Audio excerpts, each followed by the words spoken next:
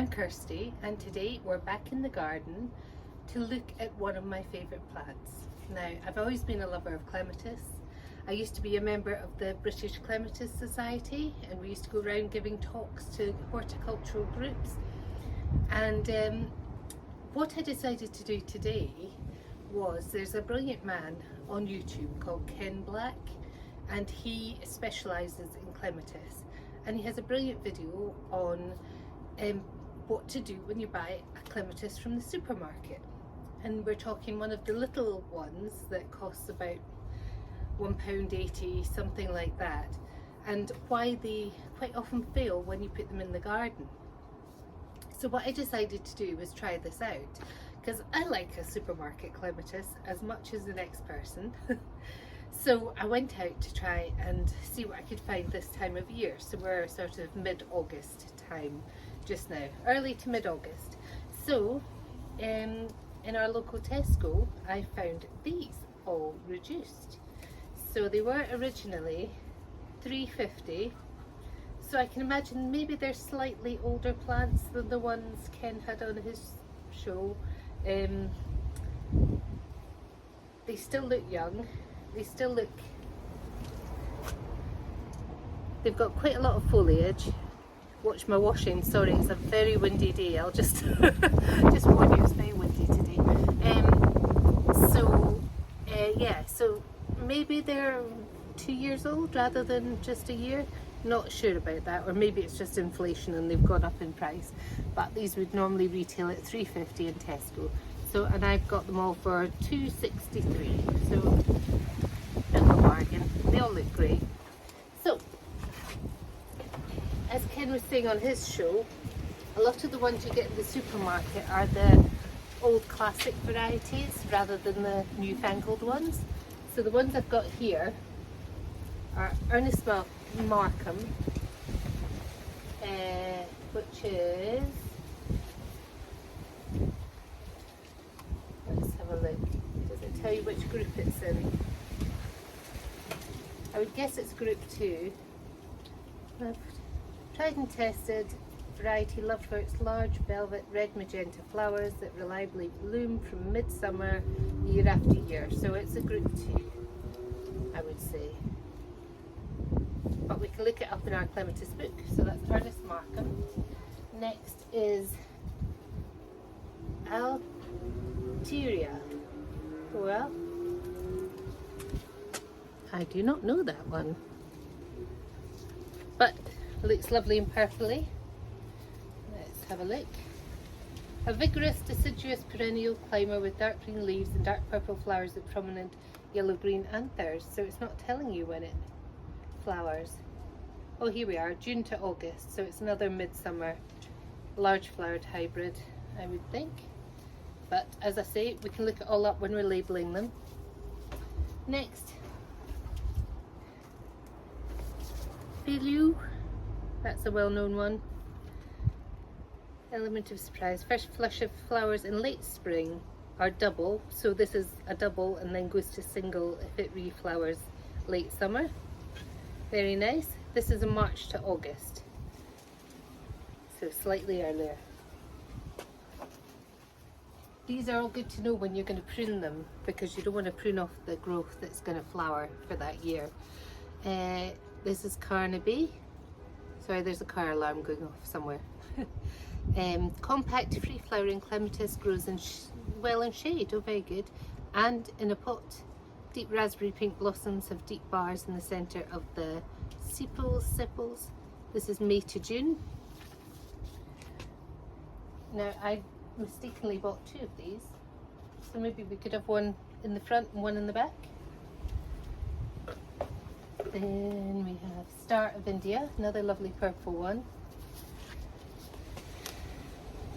Majestic purple flowers with a carmine red stripe. Ooh, are produced in the strong growing plant for much of the summer. Grows in any position, but choose partial shade for the best colour. Sometimes if they've got stripes on your Clematis, you don't want to put them in full sun because it just fades the flower, all the details of the flower out. Easy to grow and maintain. This is June to September. So I wonder if that's group 3, midsummer to late summer. and the March forward ones are. I'll check it out. Right, last one. Ooh. There we go. It's got a bit of body to it, this one. John Paul II, which is a sort of white with a kind of pink tinge. Looks very nice. Large blooms of the palest pearly pink are marked with deeper pink accent stripe down each petal that fades as flowers age. A lovely deciduous climber for trellised arches and pergolas. This is June to September. Lovely. So, what this video Ken was saying that you should do is pot them on. When you buy them, supermarket clematis, they're very young and they won't survive out in your garden for the winter, especially in Scotland. They've only got little root balls that are going to support them, so you need to make sure it's got a bigger root ball before you plant it in the ground or plant it on. So I found some pots that might do the job, some probably more suitable than others. Clematis like to be planted quite deeply, but I think maybe what I have an issue with in my garden is things drying out. You know, you think, oh, you don't have to water over the winter, or you don't have to, or it's today being so windy, things are drying out really quickly. So yeah, I'll have to keep an eye on them, and the bigger pot that they're in, the better for retaining water. I've got these ones, but I think they might just be a bit too big for the purposes.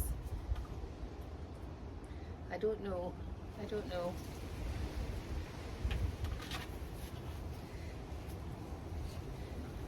don't think clematis, they won't suffer from being in a bigger rather than smaller pot, like, you know, for example, orchids might, because you're going to plant them in the ground anywhere where they have lots of space. And these are less likely to get frosted, the big pots. So I'll have a think. I might just pot them directly into the big pots. I've got some more compost today, so I should have enough. Let's do that. So I've got this mesh that can be used at the bottom of pots just to cover the holes. Might need a couple for this project. There we go. Right. So we'll tackle this one first. This is Ernest Markham. Now, what to do is, you're not really interested in the top growth just now. We're trying to encourage root growth. So let's have a look, see what our roots are like.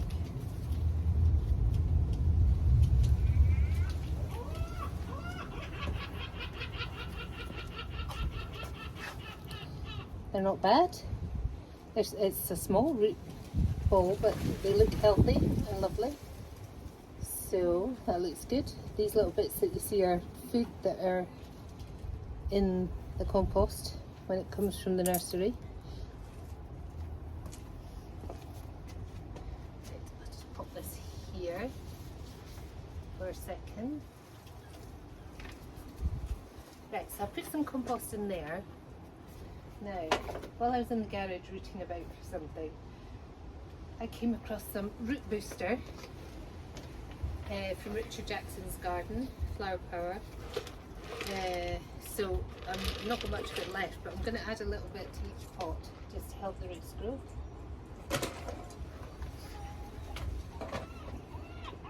And I'll add some more compost.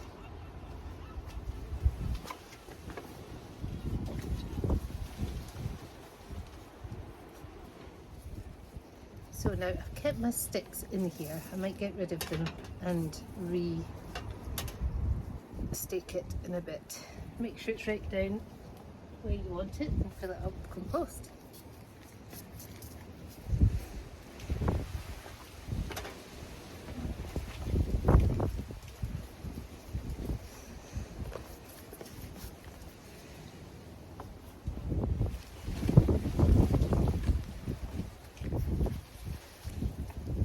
Don't worry if it's quite a good idea sometimes to bury it deeper than it was in its own pot. I'm going going to do it to this bottom pair of leaves there. There we are. Right, now I'm going to get my snips. So if you have a look at the plant, we have three main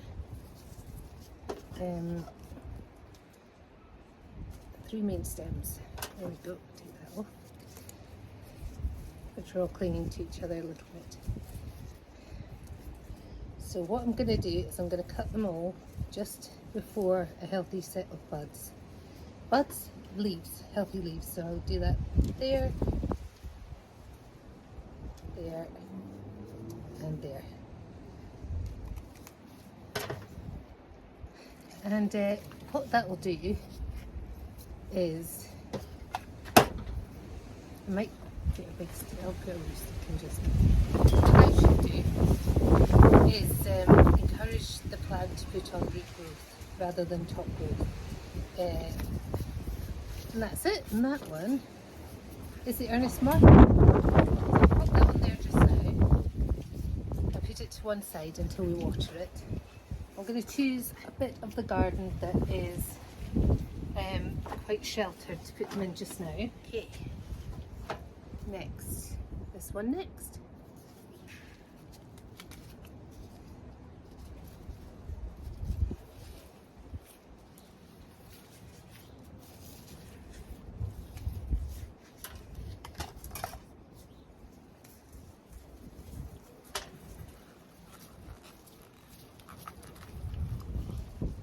Oh, look at that. That's rather lovely. Juicy spaghetti roots. Oh, it's just about to drop. There we go. Juicy spaghetti roots. That looks very healthy. Right, put that down there.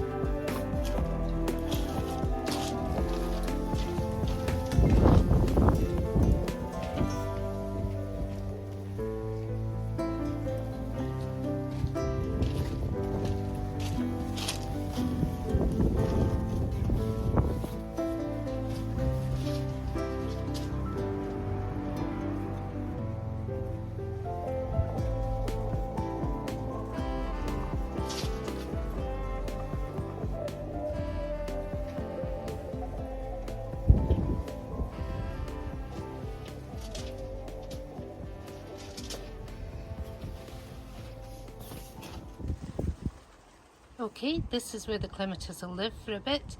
It's not full sun, it is a bit shaded, but the sun moves sort of across the back patio over the day. So hopefully they'll be fine here, and they're not too far away that I'll forget to water them. They all look good. I'm going to do proper little tags for them because these will just blow away, even though they're pretty. They look good. Yeah, and hopefully we'll do a wee experiment, and hopefully these clematis will come on, grow some really good roots, and then we'll have a look at them next year.